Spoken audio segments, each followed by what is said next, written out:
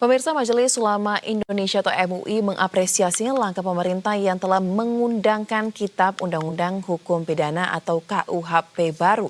Namun, MUI memberikan sejumlah catatan kritis terutama terkait dengan potensi pemidanaan terhadap praktik nikah siri dan poligami.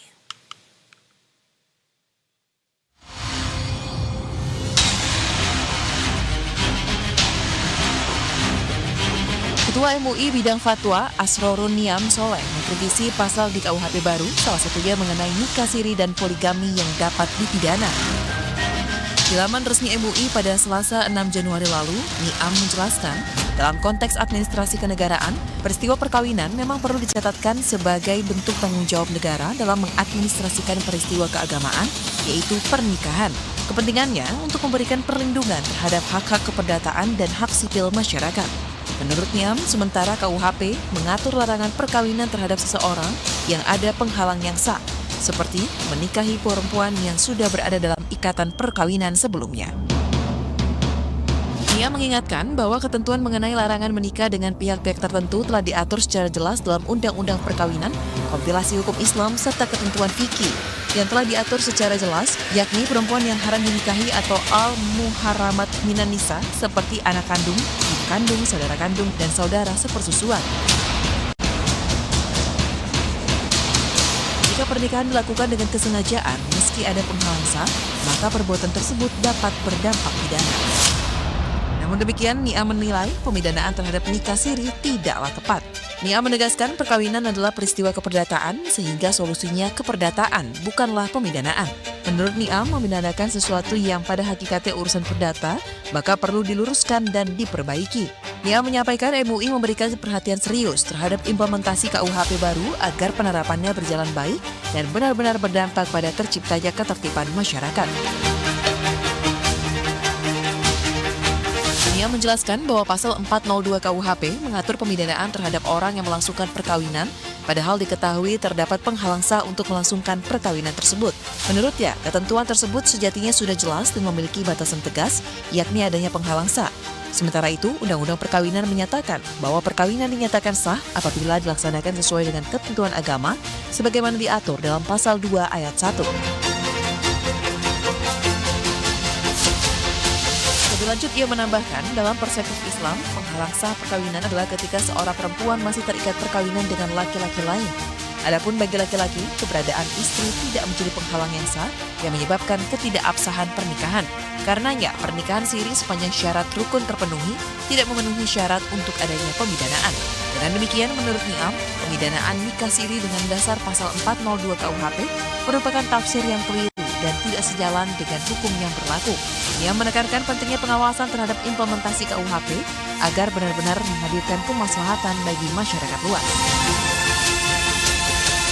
Tim Liputan Berita 1. Dan langsung saja pemirsa, untuk membahas lebih lanjut terkait dengan hal ini, kita telah terhubung melalui sambungan virtual bersama dengan sejumlah narasumber.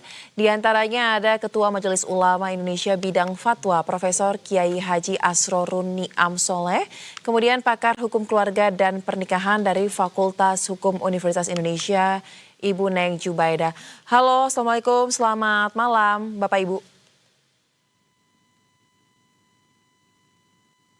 Baik, selamat malam Bu Neng. Apakah sudah mendengar suara kami dari studio?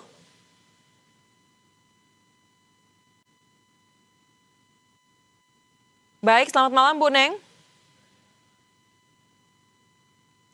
Baik Bu Neng, sepertinya kami belum bisa mendengar audio Anda. Boleh dipastikan salurannya setelah terbuka terlebih dahulu? Sebentar, baik.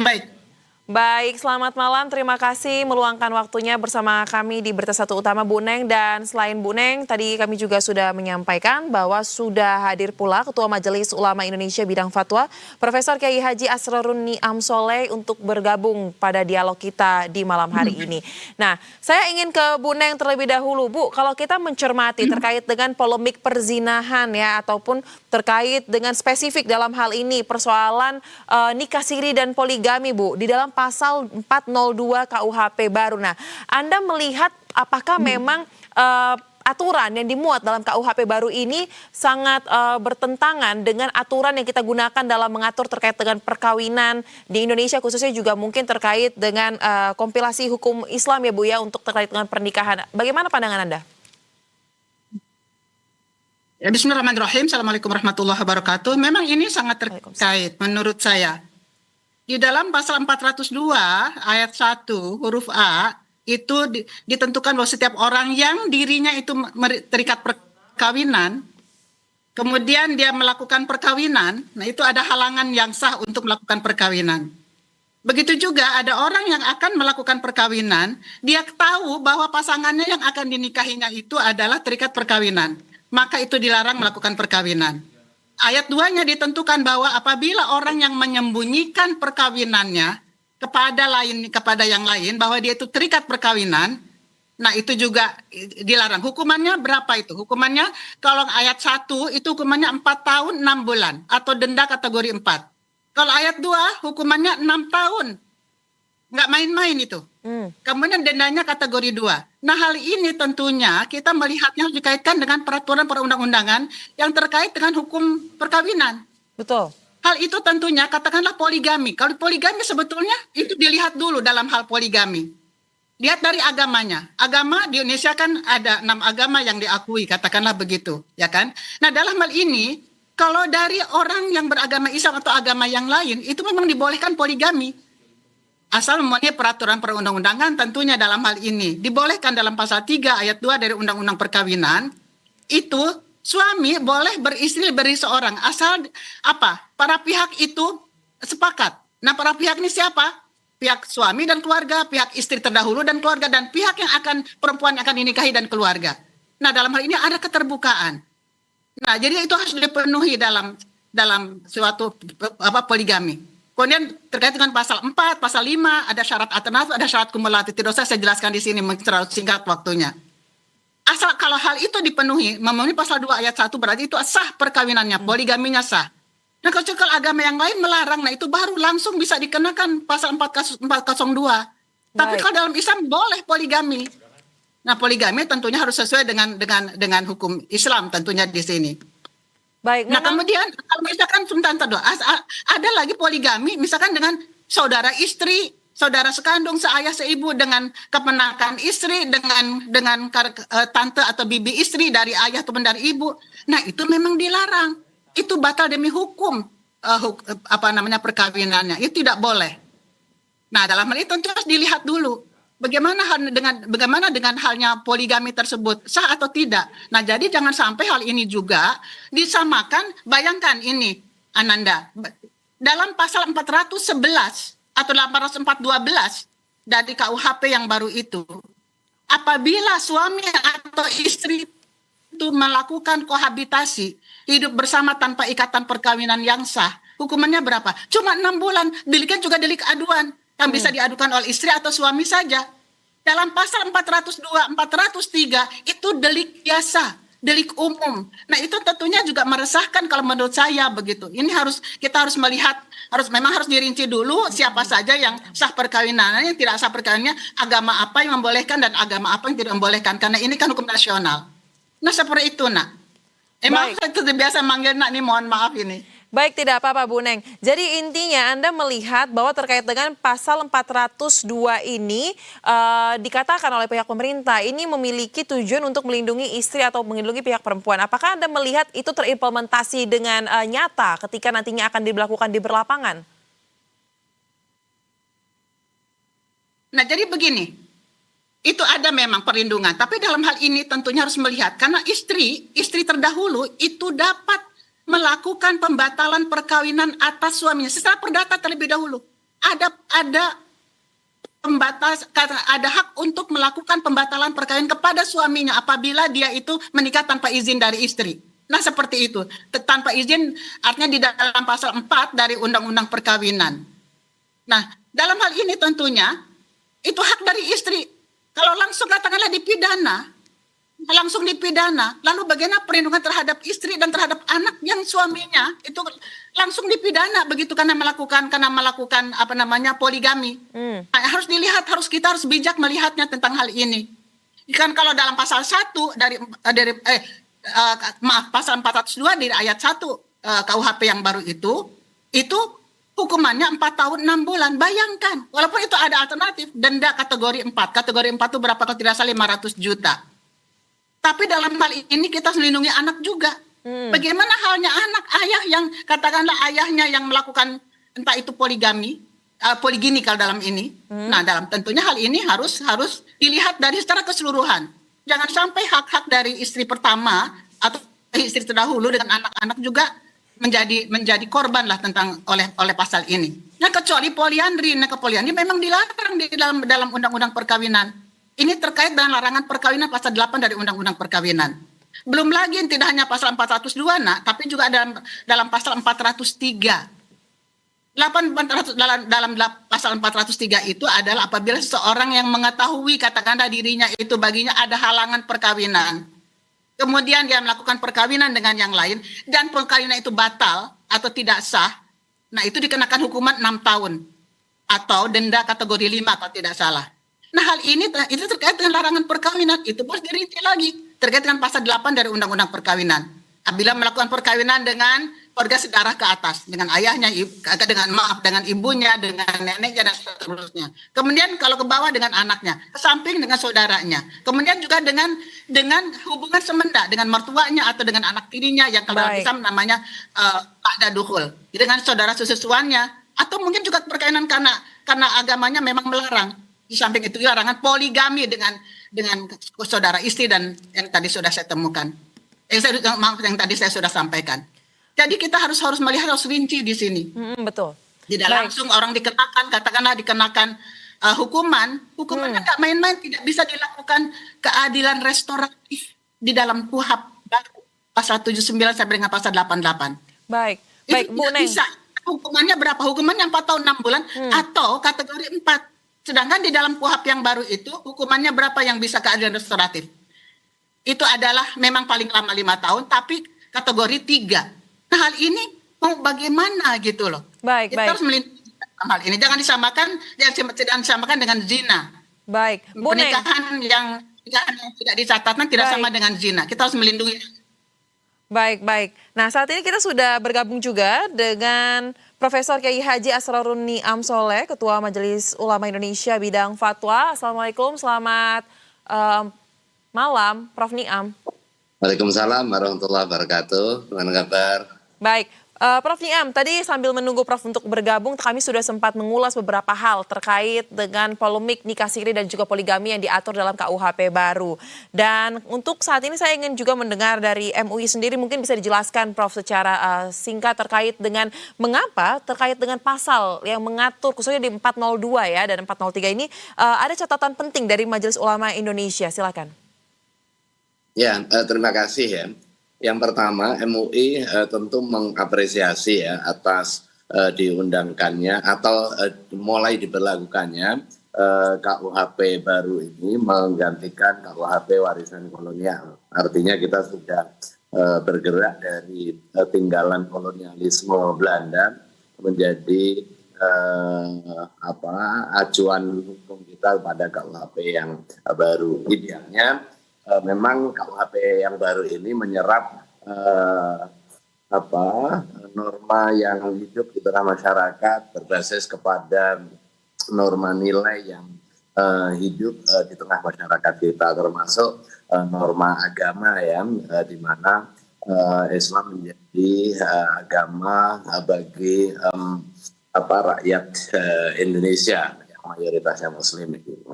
Nah, akan tetapi memang ada beberapa hal yang perlu kita kritisi ya, khususnya isu terkait dengan pemidanaan kawinan poligami dan atau yang siri ya, apalagi yang dirahasiakan dari pasangannya.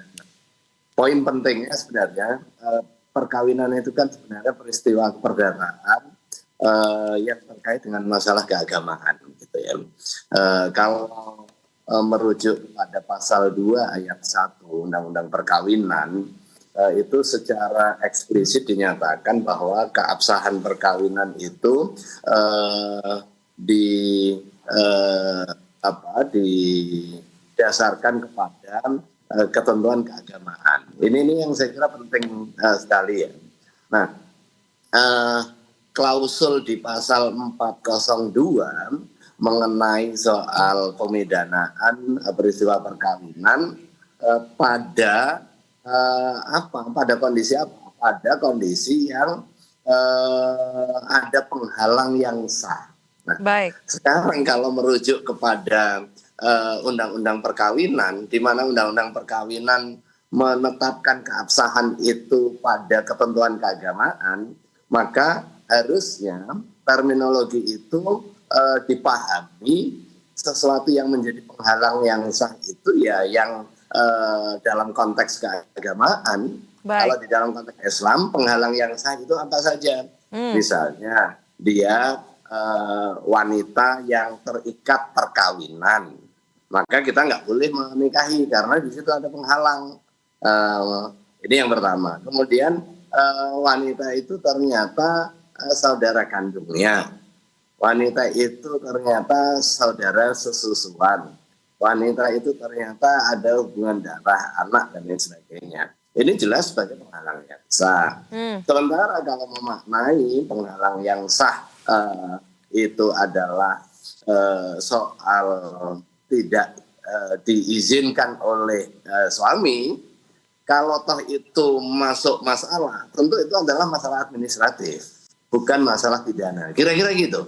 Jadi ada proporsionalitas penanganan masalah-masalah yang bersifat perdata itu ya tangani dengan pendekatan keperdataan. Baik. Jadi kurang lebih Prof. Niam intinya adalah menurut Anda terkait dengan persoalan perkawinan nikah siri ataupun poligami ini sebaiknya diselesaikan sesuai dengan ranah keperdataan atau administrasi, tidak perlu sampai ke level pidana seperti itu. Betul ya. Baik. Jadi kalau perkawinan dengan atau tanpa dicatatkan, kalau dia menipu, ya itu menjadi pidana. Pidananya Baik. bukan karena dia nikah, tetapi pidananya karena ada penipuan, gitu. Kira-kira begitu. Baik, Kalau baik. perkawinan hanya tidak dicatatkan, kemudian jadi masalah, apalagi kemudian sampai masalah pidana, itu kan kriminalisasi terhadap hal-hal yang secara fikih tidak melanggar, gitu. Mungkin kalau toh aspek pencatatan itu adalah pencatatan administratif, Baik. Tetapi didekati dengan pendekatan pidana. Baik, saya ingin kepada Bu Neng nih, saya ingin ada gali sedikit ya terkait dengan penghalang yang sah. Dalam pasal 403 kita baca di bagian KUHP bagian penjelasannya. Penghalang yang sah adalah persyaratan perkawinan yang harus dipenuhi untuk dilangsungkannya suatu perkawinan. Kalau dilihat lagi kepada undang-undang perkawinan dan juga kompilasi hukum Islam, koreksi jika saya salah ya Bu Neng ya. Kan ada sejumlah syarat mulai dari izin pengadilan, izin dari istri, dan juga ada beberapa syarat yang atau alasan seperti istri tidak bisa memberikan keturunan dan berbagai hal lainnya. Nah, jika hal-hal ini ketika orang memilih untuk nikah siri atau poligami tidak dipenuhi, apakah aturan mengenai ganjaran hukum ini dapat bisa langsung berlaku meskipun dia beragama Islam? Seperti apa, Bu Neng? Nah, menurut saya dalam hal ini seperti yang disampaikan tadi oleh Prof. Niam, menurut saya dalam hal ini tentunya kita melihat dulu apa itu penghalang karena tidak dicatatkan. Tidak dicatatkan itu bukan berarti melanggar sesuatu hukum pidana. Itu kewajiban administrasi. Di dalam undang-undang perkawinan itu seperti itu. Begitu juga di dalam putusan MK nomor 46 tahun 2010. Pencatatan perkawinan itu adalah merupakan kewajiban administrasi. Hukumannya itu adalah administrasi. Nah, kalau di dalam undang-undang Adminduk dalam pasal 90 kalau tidak dicatatkan perkawinan dalam jangka waktu 60 hari, itu hukumannya 1 juta rupiah. Nah, di dalam pasal 404 dari KUHP yang baru hukumannya kategori 2. Nah, mungkin nanti KUHP harus undang-undang administrasi harus menyesuaikan dengan undang-undang nomor 1 tahun 2026 tentang penyesuaian pidana. Itu kategori 2. Kategori 2 itu berapa? 10 juta rupiah. Baik. Jadi hal ini jangan sampai melanggar hak karena hak asasi anak, hak asasi istri dan sebagainya yang terdahulu. Karena hak istri juga itu boleh membatalkan perkawinan. Dengan adanya pembatalan perkawinan itu tidak berarti hak anak itu dilanggar. Tidak boleh melanggar hak anak karena dengan adanya pembatalan perkawinan jika dalam perkawinan perkawinan siri atau perkawinan tidak dicatatkan atau belum dicatatkan itu lahir anak tetap mempunyai hubungan nasab kepada ayah, katakan kepada ayahnya apabila memang perkawinan itu ada sah menurut agama pasal 2 ayat 1. Jadi seperti itu. Jadi ada poligami siri, ada nikah siri. Nah, kalau poligami siri sebenarnya diatur dalam SEMA. Apabila ada poligami siri boleh melakukan isbat nikah tapi dengan melibatkan istri terdahulu. Baik. Di dalam SEMA Mahkamah Agung itu pengadilan itu memang tidak dapat menerima. Tidak dapat menerima itu bukan berarti ditolak. Perkawinan tetap bisa diberikan permohonan pengesahan perkawinan itu. Jadi begitu. Baik, jadi meskipun ada pernikahan secara siri yang dilakukan dan akhirnya si laki-laki ini kita katakan layani berpoligami, masih ada ruang untuk dapat mencatatkan pernikahan melalui itsban nikah tersebut sehingga tidak perlu sampai ke level pidana. Kurang lebih seperti itu ya Bu Neng ya. Nah, iya, kemudian mungkin saya kaitkan lagi, sekali lagi. Saya kaitkan lagi. Kita bandingkan dengan pasal 412 dari KUHP. Bayangkan dalam pasal 412 KUHP apabila suami atau istri kohabitasi atau kumpul kebo, hukumannya cuma 6 bulan. Baik. Atau denda kategori 1. Nanti orang banyak memilih kumpul kebo dong. Itu pun delik aduan. Hanya diadukan oleh istrinya atau oleh suaminya. Dalam 402, 403 itu delik biasa. Itu harus ditinjau lagi kan menurut saya. Baik, memang ini menjadi catatan ya, karena memang terkait dengan keselarasan antara KUHP yang baru, apalagi dengan undang-undang yang sudah mengatur tentang perkawinan sebelumnya, sepertinya harus dibikin inline agar dalam pelaksanaannya tidak menjadi persoalan. Nah, kalau gitu Prof. Niam, apakah dari sisi MUI sendiri sudah pernah memberikan penyampaian mungkin kritik secara tertulis juga agar pemerintah mempertimbangkan terkait dengan pengaturan pasal ini, apalagi tadi ditambahkan oleh Bu Neng 412 KUHP ini juga menjadi hal yang kalau misalnya disalah artikan menjadi opsi yang bagi orang-orang tertentu ini bisa menjadi opsi yang untuk bisa melakukan hal-hal tersebut. Silakan. Ya, terima kasih. Saya kira penjelasan Bu Neng itu sudah sangat memadai ya. Bu Neng ini ahli hukum khususnya di bidang hukum keluarga ya. Begini menurut hemat saya ya. Pertama, KUHP ini adalah produk politik yang perlu kita apresiasi. Nah, terkait dengan potensi terjadinya loophole terhadap isu pemidanaan perkawinan siri dan atau poligami, saya kira kita harus dudukkan secara proporsional, termasuk juga kemungkinan solusi dengan tafsir tadi ya. Pasal 402 di situ membuka ruang penafsiran terkait dengan terminologi penghalang yang sah tadi. Kalau ini bisa ditafsirkan dan ini menjadi komitmen kita bersama, yang dimaksud penghalang yang sah ini adalah merujuk kepada ketentuan keagamaan, maka saya kira ini clear. Tentu tidak termasuk di dalamnya adalah perkawinan siri ya. Akan tetapi jika pasal 402 ini bisa dijadikan payung untuk kepentingan pemidanaan terhadap peristiwa perkawinan siri dan atau perkawinan poligami yang tidak diizinkan oleh istri pertama, tentu ini harus kita luruskan dengan berbagai mekanisme hukumnya tentunya ya, karena itu jelas bertentangan dengan prinsip keagamaan. Sementara komitmen dan juga konsensus nasional kita pada saat kita membangun sistem hukum nasional tidak boleh bertentangan dengan prinsip-prinsip keagamaan. Itu adalah konsensus nasional. Karena itu saya kira bisa salah satu di antara dua langkah terkait dengan merespon mengenai polemik pemidanaan kawin siri dan atau poligami tanpa izin istri tadi. Baik. Yang pertama memberikan tafsir secara memadai agar ada proses sinkronisasi antara norma hukum di KUHP khususnya di pasal 402 dengan ketentuan keagamaan. Yang kedua ya harus diperbaiki gitu. Kalau itu ternyata masih tetap dijadikan dasar juridis untuk melakukan tindakan pemidanaan, maka ya itu harus diluruskan gitu, dengan mekanisme hukum tentunya ya. Tentu semangat pertama kita mengganti KUHP tinggalan kolonial dengan KUHP yang baru. Ini adalah reformasi hukum. dalam konteks apa? Penyesuaian dengan norma nilai yang hidup di tengah masyarakat. Ini adalah living law, hidup yang hukum yang hidup. Dan salah satu sumber hukum yang hidup yang akan diserap di dalam konteks hukum nasional, hukum Islam. Baik. Itu nggak bisa dipungkiri dalam konteks teori hukum manapun. Kira-kira begitu, Pak. Ya. Baik. Jadi memang agar sesuai juga dengan harapan keberadaan KUHP baru ini, sebaiknya pemerintah juga mempertimbangkan ya dilakukannya sinkronisasi norma hukum terkait dengan persoalan perkawinan, apalagi ini juga dikaitkan dengan ketentuan keagamaan. Karena kalau langsung pidana, padahal sifat hukum pidana sendiri ini kita tahu bersama ini merupakan ultimum remedium, obat terakhir dalam penyelesaian suatu persoalan. Terima kasih untuk diskusi yang sangat menarik. Kita harapkan pemerintah bisa memberikan atensi terkait dengan persoalan ini. Selamat malam, Prof. Niam dan juga Bu Neng, salam sehat, selamat kembali beraktivitas. Selamat malam, makasih Bu Neng. Terima kasih Prof. Niam, terima kasih.